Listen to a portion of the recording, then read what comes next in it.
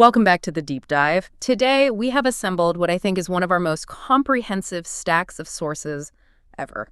It's a genuine blueprint for accelerated wealth. It really is. We're looking at everything from the mechanics of high finance and strategic tax planning, all the way to the philosophical questions about work, happiness, and wisdom gained over a century. And it's a powerful combination because it forces you, the listener, to confront the inherent trade-offs in financial success. We're zooming right in on these intense, high-octane careers that can pay $500,000. Right. And then immediately pivot to the practical steps an average person can take right now to build, say, passive income. And then we try to synthesize all of that into the mindset that really separates the successful from the stagnant. That's it, exactly. Our mission today isn't just to summarize these complex roles or market forecasts. The goal is to distill a rapid-fire, comprehensive strategy. We're going from the abstract complexity of a billion-dollar merger all the way down to the immediate, practical actions you can take this week. Things like understanding a bond fund or optimizing your compensation for 2026. Exactly. And, this deep dive really highlights an interesting tension that's embedded in the source material. We start in the world of that high-stakes $500,000 career track, the ones so many people are striving for. Mm-hmm. But then we immediately look at all this data on why people quit those exact jobs. Yeah. So this conversation, it's about connecting the operational demands of high finance with the psychological reality of building wealth and, personal fulfillment. It's not just about the P&L statement. It's about the quality of life statement. Perfectly put. Okay, let's unpack this. We're going to start in the deep end. Yeah. The world of work, where the financial stakes are arguably the highest. We're starting with investment banking, or IB. It's a career that's often shrouded in mystery and, let's be honest, defined by long hours and huge bonuses. Right. People know it's high-paying, but I don't think they truly understand the core function. The sources we have define the role as fundamentally being the intermediary of capital. That is the perfect and I think necessary definition. Investment banks, they're the vital link between those who need large amounts of capital. Like corporations wanting to expand or buy another company. Exactly. Corporations looking to launch a new product, go global, acquire a competitor, and those who have capital. So institutional investors, wealthy individuals, the public markets, their primary function is just facilitating these major financial transactions. Can you give us a concrete example of that facilitation? Sure. So when you hear about a massive merger, say company A is buying company B, or maybe a private company decides to go public with an IPO. The investment bank is running the show. They're running the entire show. They advise the client on the valuation of the target, the structure of the deal. Is it cash? Is it stock? Is it both? And they draft all the crucial documentation. They are, at their core, expert deal makers, strategists, and financial architects. So their work really centers on those two big areas: mergers and acquisitions, M&A, and company sales. It sounds like they need an intense mix of skills. Oh, absolutely. The sources really emphasize this. These professionals have to combine intense financial expertise.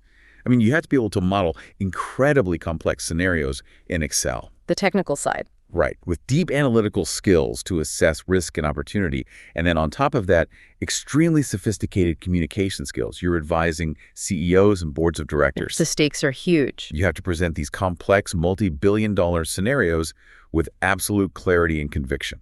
That's where the value is, translating risk and opportunity into tangible, executable financial plans. And here's where it gets really interesting, connecting to today's financial landscape. The modern transformation of the industry brought on by data analytics, our research clearly shows this is fundamentally changing how banks operate. This is such a crucial point for anyone looking at this career path today. Historically, a junior banker would spend years just becoming an Excel jockey, right? Manually building these complex models from limited data. The grunt work. The grunt work. But now, data insights are used to optimize M&A deals and strategies from the very beginning. Banks are leveraging massive data sets, both proprietary and external, to predict how the market might react to an IPO, or to assess regulatory risks of a merger. So the role is shifting from just compiling data to interpreting it. Precisely. The technology handles a lot of the raw data processing, which means the banker's job is now elevated. It's about interpreting these massive data outputs, developing more sophisticated strategic narratives for clients, and, frankly, validating the technology's findings. So it enhances precision and speed, but it also probably means the intellectual intensity of the job is even higher. I think that's right. And just for context, in this ecosystem, the investment banker works closely with another role, the securities analyst. What's that distinction? So a securities analyst who might work for a brokerage firm or the investment bank itself, they perform the crucial due diligence and research. That research is what feeds into the banker's advice. They're the foundation. Exactly. They recommend investments, evaluate economic trends, everything from broad macro shifts down to the performance of a single company.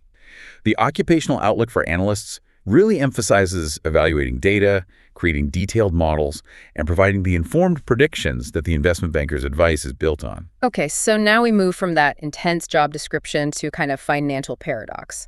Why would someone walk away from a $500,000 career? This connects directly to our source, I quit my $500,000 job, and these movements we've seen, like the Great Resignation. This section holds some critical lessons, I think, especially for ambitious professionals. The data, particularly from Pew Research and McKinsey, it cites the top reasons for quitting, and they really force us to rethink the role of money in job satisfaction. It's not just about the paycheck. It's not. While low pay is cited, even among high earners who might feel, relatively undercompensated for their hours, the critical factors are lack of advancement and, most critically, feeling profoundly undervalued or disrespected. Undervalued even at that salary, that seems a little counterintuitive. It's about the breaking of a psychological contract. If you're working 80 hours a week, generating millions for the firm, but you're excluded from key meetings or your contributions are ignored. Then the money starts to feel like hush money. Exactly. It's not genuine appreciation. The sources highlight that the perceived lack of dignity is a major driver of people leaving. So a toxic culture is the ultimate undoing for a firm financially, regardless of how much they pay. Absolutely. The MIT research on this is definitive. Toxic culture is the #1 predictor of attrition. It drives resignations more than compensation, more than burnout, even more than job security. Wow. And things like unrelenting overload, a lack of control, and just bad relationships with your boss. Those are the underlying drivers. It's often viewed through what they call the approach avoidance lens. You're not necessarily approaching a better job. You're aggressively trying to avoid a bad, unhealthy, or degrading one. When the stress becomes unbearable, the high salary just isn't enough compensation for the misery. That's the ultimate financial paradox, isn't it? You earn enough to achieve financial independence early, but the cost of getting there makes you quit early anyway. But there's an added complication here.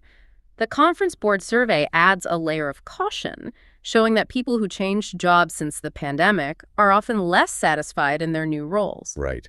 Quitting a high-paying job is complicated and doesn't guarantee happiness. You might just swap high pay and toxicity for lower pay and boredom, or just a different kind of stress. But there is a potential structural solution for retention, a silver lining. Yes.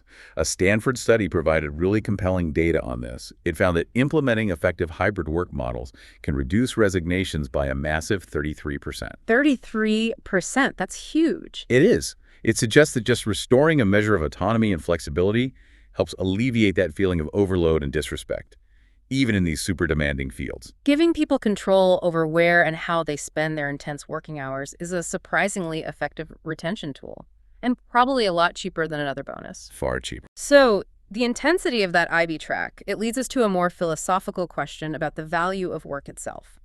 This connects to our source. Your job achieves nothing, probably. It makes us engage with David Graeber's theory of bullshit jobs. Right. Graeber's hypothesis is powerful because it resonates with that pride of cynicism a lot of white-collar workers feel. The theory suggests a huge portion of the economy is tied up in roles that people privately believe are meaningless or should just be automated. But the empirical findings in our sources offer a fascinating check on that theory. They do. Cambridge research tested this perception directly, and the finding was striking.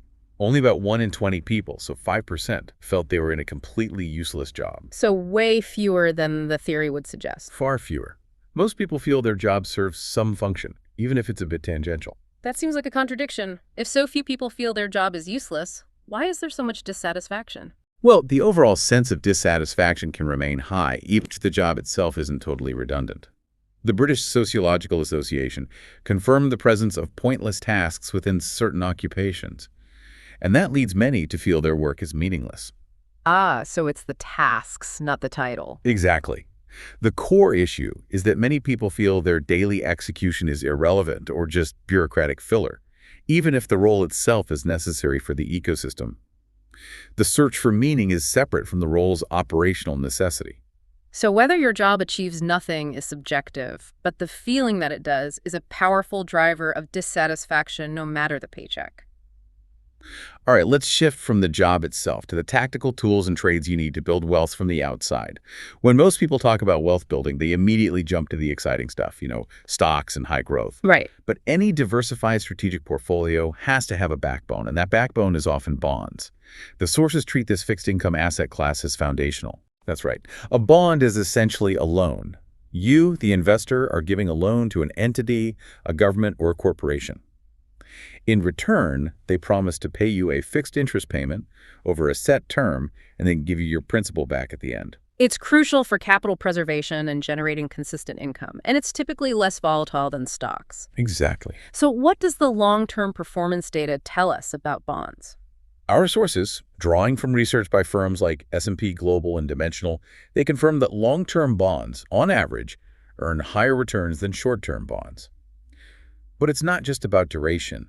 It's about understanding the factors that are linked to expected returns, like credit risk, liquidity, and term risk. So while a longer duration might yield more, it also exposes you to greater interest rate sensitivity. Precisely. That's the trade-off. So if a listener is evaluating a bond fund, what should they be looking for beyond just the headline yield? They have to focus on key risk-return metrics.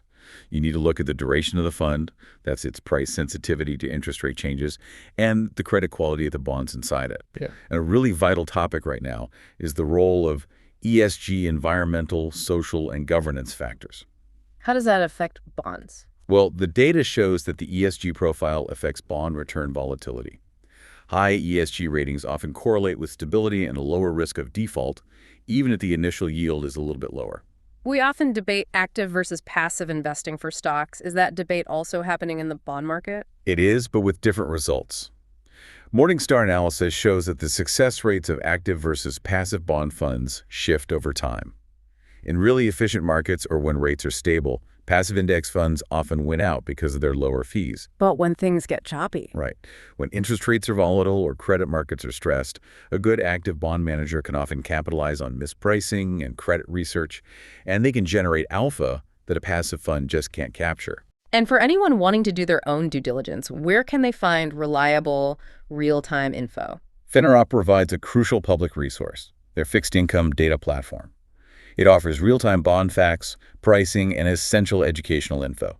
It's a key, unbiased source. Okay, shifting from the foundational world of bonds to some high-stakes speculation, we have a source focusing on one of the most bullish predictions out there. Tom Lee's forecast for the S&P 500. This is the kind of call that investors either build entire strategies around or They vehemently dismiss it. Exactly. Lee's outlook is undeniably ambitious. It suggests historic growth is on the horizon.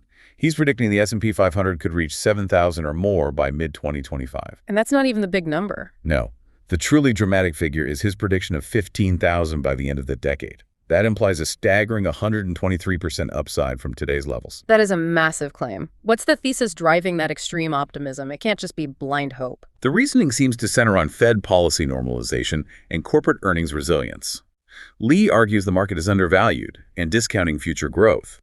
He believes the Fed will manage a soft landing, keeping financial conditions loose enough for liquidity to flow back into growth stocks. And based on this bullish scenario, what specific sectors or stocks is he looking at? We have that source, Tom Lee.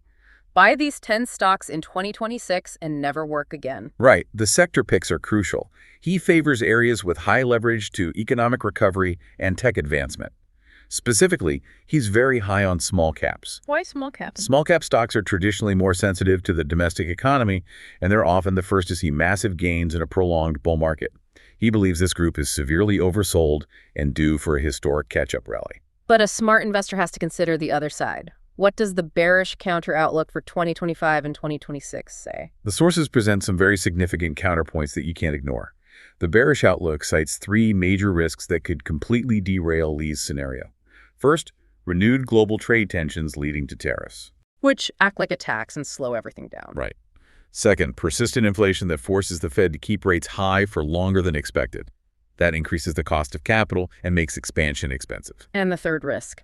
Just general Fed uncertainty. The market hates uncertainty. Any misstep in guidance could destabilize markets. So you have to weigh this high upside potential, that 15,000 S&P target, against these significant structural and policy risks. High reward versus severe policy risk. Okay, we've talked about multi-trillion-dollar markets. Let's bring it down to the individual entrepreneur with the dream of generating passive income, specifically drop shipping. This is something that gets hyped up a lot, so we need a serious reality check here. This is where we replace the fantasy with hard data. Drop shipping is incredibly popular because of its low barrier to entry.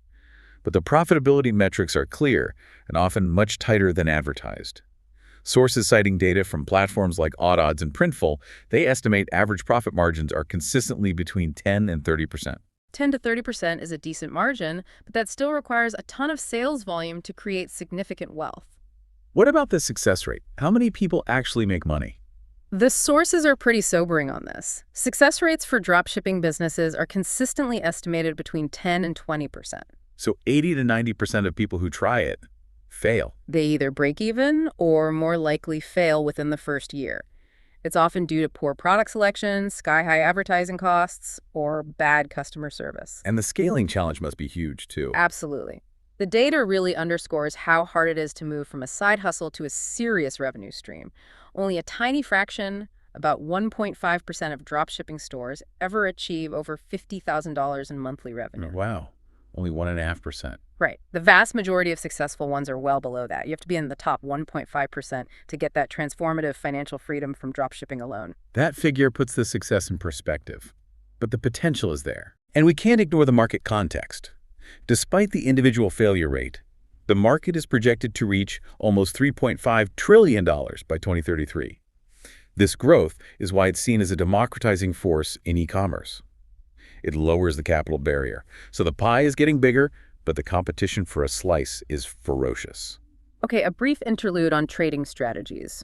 We had a specific search for trading like Stinson Dean, which suggests a niche strategy someone was interested in. That's right, and our source searched for that specific methodology. It came up empty in terms of widely documented professional strategies. Understood. But we can still pull out some crucial general insights on professional trading from our other sources, which is valuable for any aspiring trader. Indeed. Professional trading, no matter the specific system, really hinges on two core components.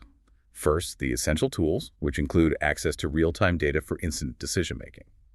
In trading, half a second of latency can be the difference between profit and loss. And the second component? It's all about robust risk management.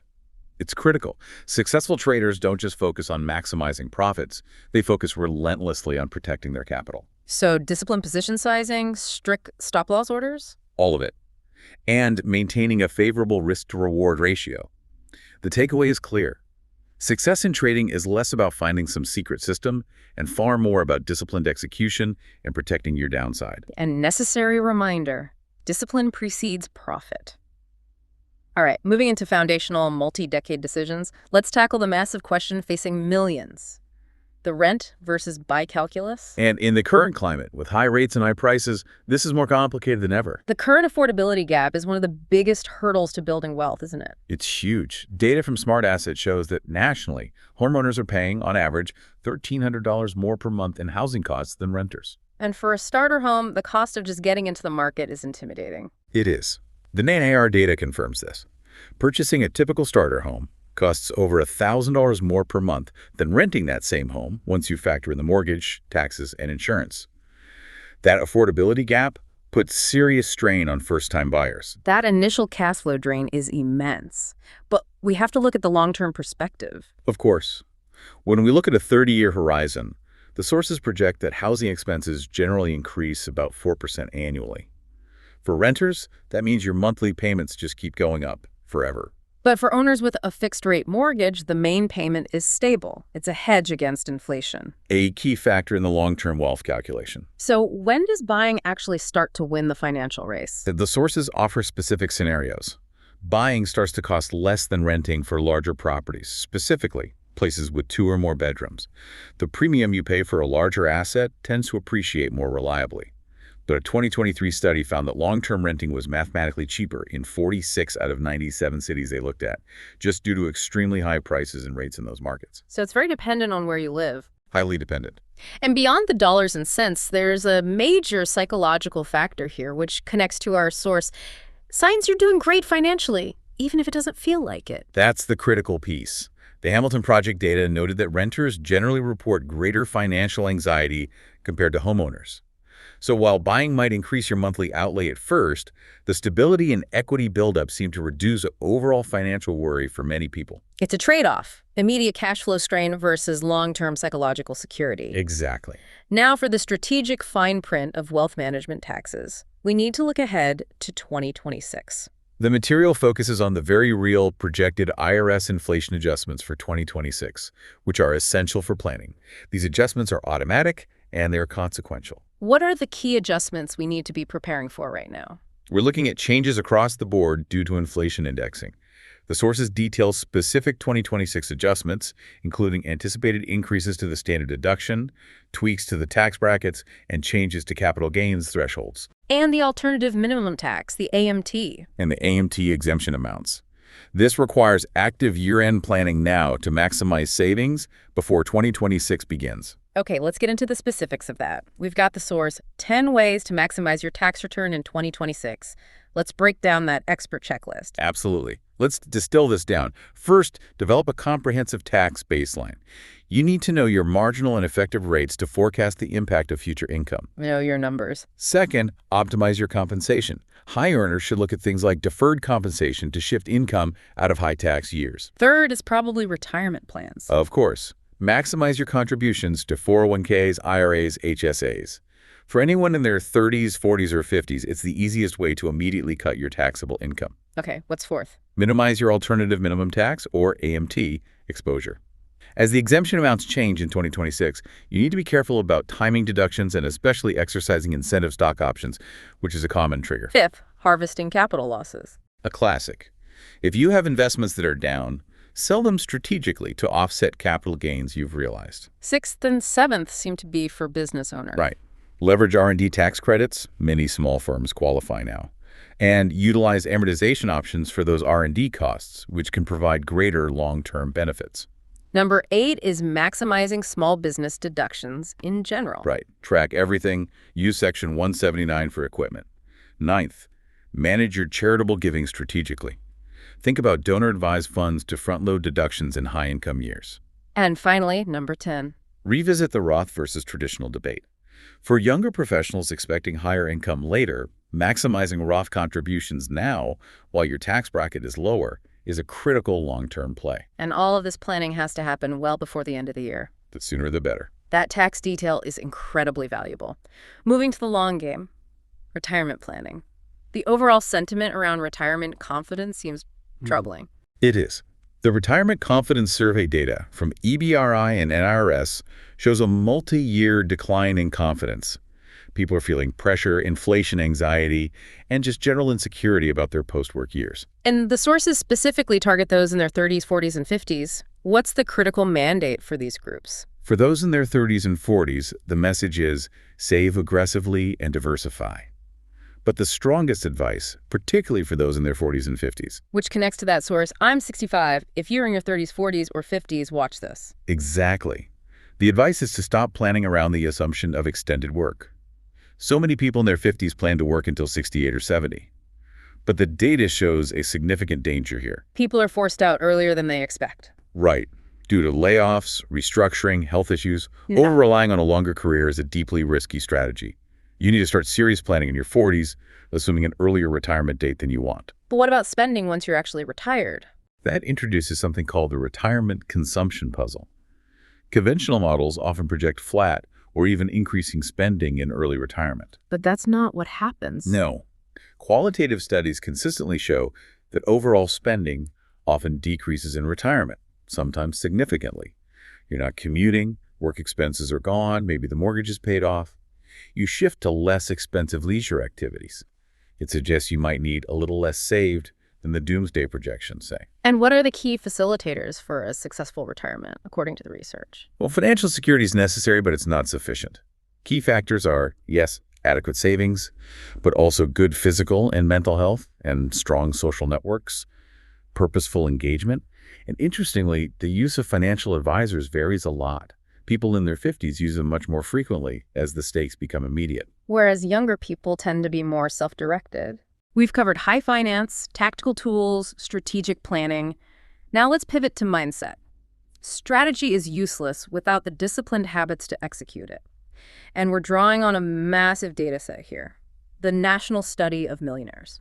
This study, with over 10,000 participants, gives us an empirical, not anecdotal view of how real wealth is built. And it confirms that the path to wealth is overwhelmingly consistent and disciplined. It's not about luck or finding the next Bitcoin.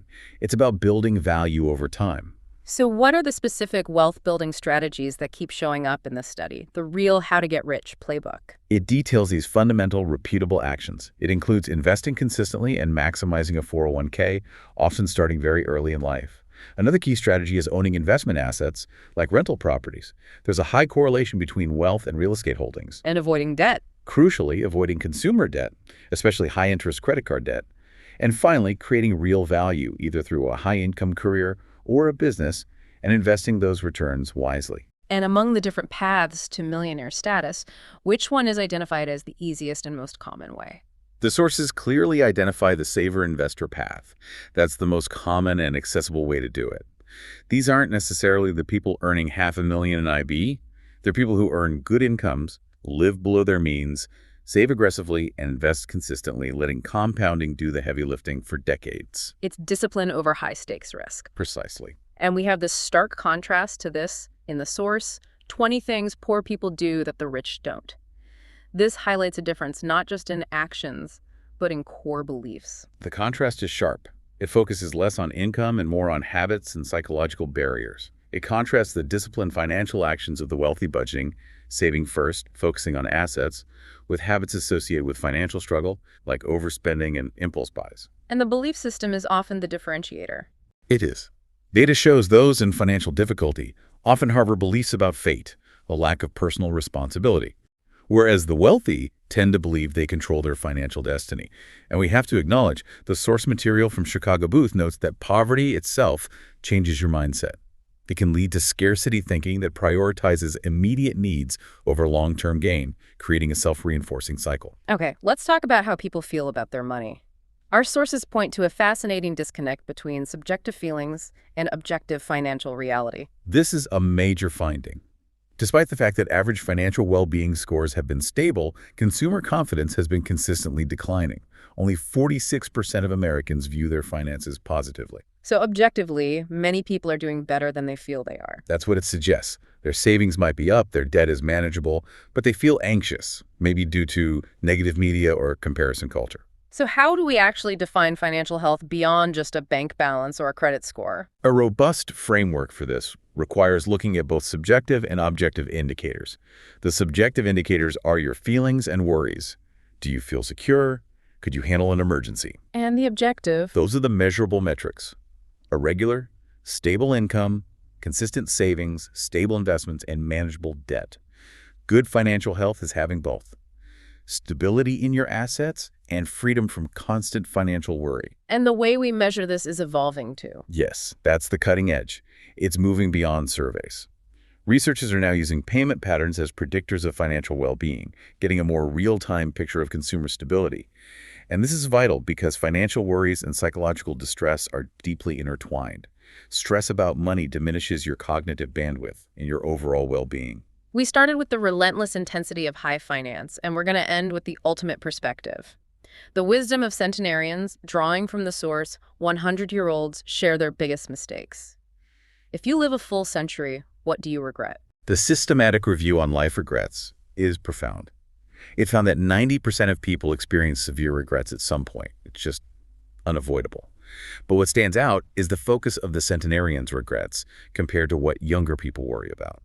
What did the people who lived the longest regret the most? The sources are clear. Their regrets are overwhelmingly focused on relationships and the management of time.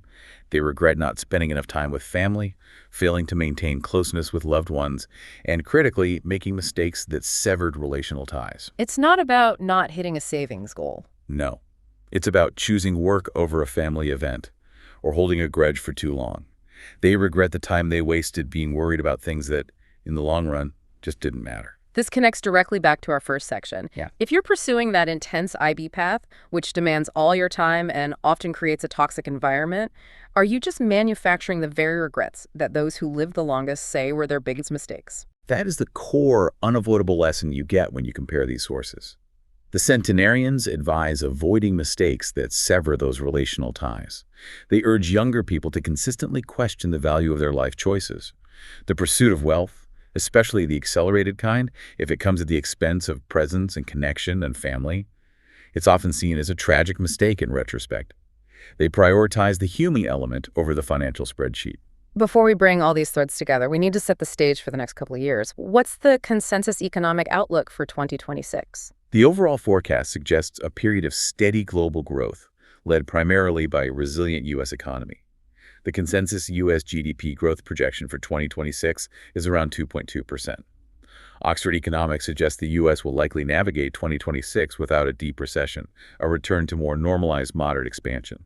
So relatively stable, which is good for planners, but what are the blind spots, the risks we should be watching? Stability doesn't mean predictability.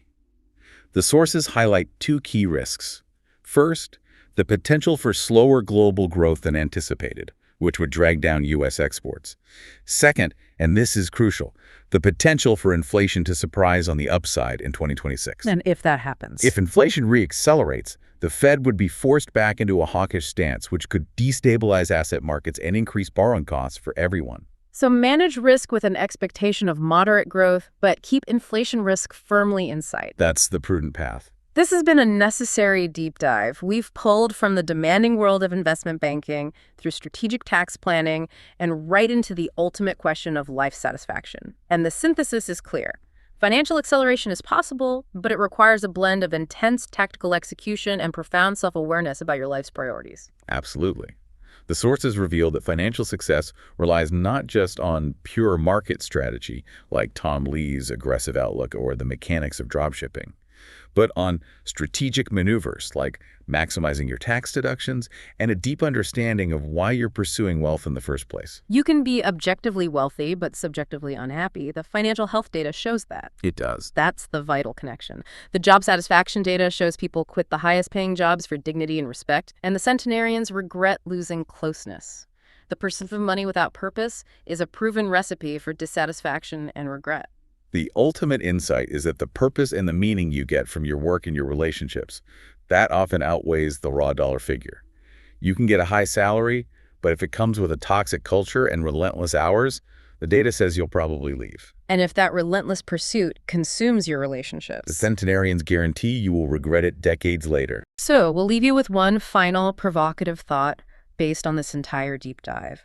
If the data suggests that renters report greater financial anxiety, which makes the stability of buying a home psychologically appealing, Right. yet the current data shows purchasing a starter home costs significantly more per month than renting, which might require a more demanding, time-intensive job like IB to afford it.